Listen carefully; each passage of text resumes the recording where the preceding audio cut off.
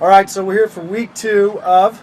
So a gay guy and a Christian walk into a movie theater. This time the gay guy's going first. Yeah, and here's the thing. Look, this week we've got Hit and Run Yeah. It's here. and Premium Rush. Premium Rush. Yeah. Okay, so here's the deal. Neither one of us want to see really either one of these films, right? Yeah. So we're going to flip a coin, Yeah. okay, and we're going to pick a movie. Okay, flip it. Oh, it's heads, so we're going to go see Hit and Run. Hit and Run it is. Hit and Run it is. We'll give you the outro on the way out. All right, peace. All right. All right. Take 2 from, a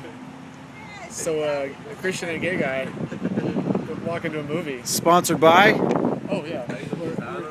In and Out, baby. In and Out. In and Out works. They told us to come on by. They didn't have a problem with the security already. That's it. Drop your phone down a little bit so we can see your face. Let's talk a little Hit and Run. Yeah, Hit and Run tonight was definitely... I had no idea what to expect. I had read any previews, I hadn't really seen any trailers, I didn't recall them. So walking into this totally blind, I guess I'm glad I did. Yeah. It turns out being just an amazing gay-friendly film. True. You know, there was enough hate in there for California and enough love in there for California to show this movie on their screens. Dax Shepard was the lead in this thing, produced by, directed by, acted by, led by, written by, everything. Line was producer. Dax Shepard and apparently the rest of his cast from Parenthood Yeah. had actually, they must be in the offshoot season. They're like, hey, you know what, let's go ahead. And since the guy who produced The Hangover produced this one, they threw in Bradley Cooper, and that's how you get your star power. I didn't even recognize him. Yeah. Who was he? That was the point. Exactly. Oh, okay, yeah. So, Normally he's just dead sexy, but I didn't even see. I mean, sexiest man of the year, according to people. So, before this, we were in the men's bathroom, you and I, together. You a gay man, me a Christian, in the men's bathroom together. call it what you want. And I had said that Bradley Cooper wasn't going to be in it very long. This movie was going to disappoint me.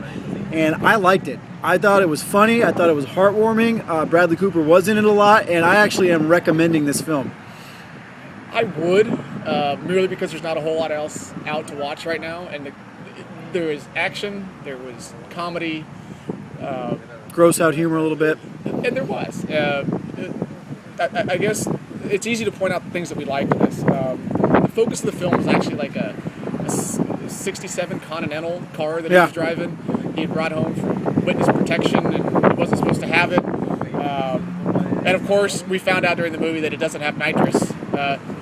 There's one of the funny lines in there that got my attention was, redneck comes up to him and asks him what size engine does it have, or, does it have nitrous rather? And he goes, no, it doesn't have nitrous, it's got cubic inches. Nitrous is for fags. I'm like, what the hell? Yeah, see, I thought I was not allowed to say that word. And you're not. You're not. Okay. You're not. If you say it, no, don't say that. Okay, please. all right. Leave that to me. But watching this, though, some of the lines that were in there were funny. There was that humor, some of the slapstick stuff, some of the serious stuff. Yeah.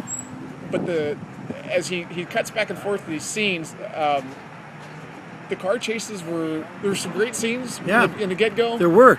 And then it kind of died out a little bit. See, that's what I said. One of my things here that I wrote down was the wheels almost fall off this movie a few times. Yeah. And then they kind of find their way back onto the car and they keep going.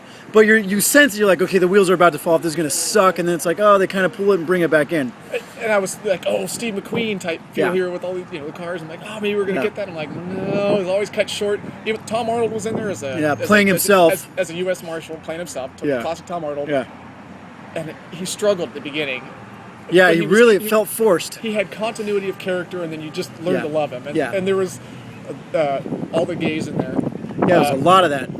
This little app they had called Pouncer. Is it Pouncer? Yeah, I hate you tell me. And I told Ricky, I said, well, just bring out your Grindr app and check that out. And, so Ricky pulled out his Grindr. He goes, I've got this. I do not have a Grindr app. Yeah, anymore. Now he wants a knife. Anymore. You guys, anymore. Yeah, you just, delete it now. It's a shame. But